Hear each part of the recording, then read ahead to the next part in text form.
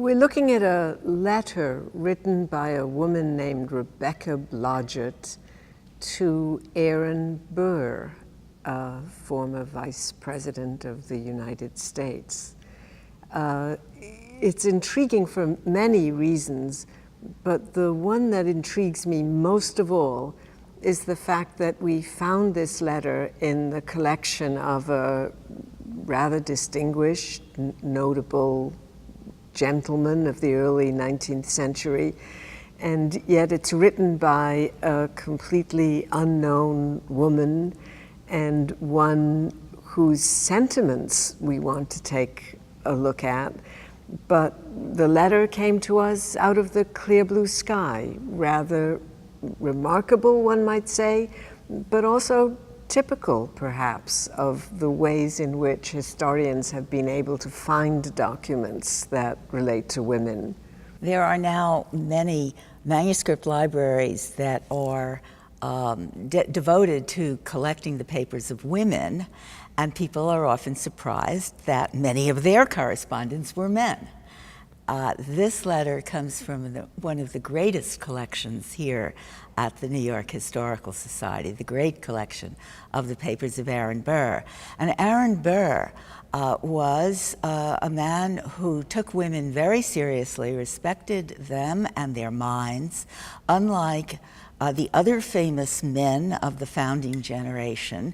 He raised his daughter Theodosia to be an intellectual. He made sure that she learned not only the accomplishments of a lady, music, arts, but also Latin and Greek and foreign languages, French, and English composition and French literature.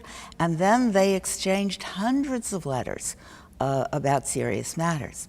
He also made himself available as a lawyer. He was a practicing lawyer in New York City. Toward the end of his life, he was very accessible to many women who brought their problems to him. Many of them were poor women, working women, seamstresses who'd not been paid for their work, and Aaron Burr took their cases. And some of them were women like Rebecca Blodgett, who was caught in one of the traps that coverture provided. Under the rules of coverture, a married woman's property was controlled by her husband, but at his death, she was entitled to at least a share of the family's property. The use of 1/3 of the real estate for her life, and ownership of 1/3 of the movables after the debts were paid, which meant that she could not always count on having this money. Rebecca Blodgett found herself a widow. She was supposed to be able to inherit her widow's section of the family estate, but there was a brother-in-law who moved very fast and did many clever legal tricks and basically absorbed the property that she understood herself to have inherited. And she turned to Aaron Burr, and we have some of her correspondence with Aaron Burr.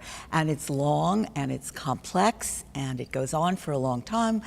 What I want to point out here is that this is a handwritten letter by an educated woman, and toward the end she says, she concludes her letter by saying, I don't know what you can do for me, but I want to be mistress of what is really mine. And then she goes on to say, essentially, I know your energy, and what's implicit is, I can count on you. And that just comes right out of that letter.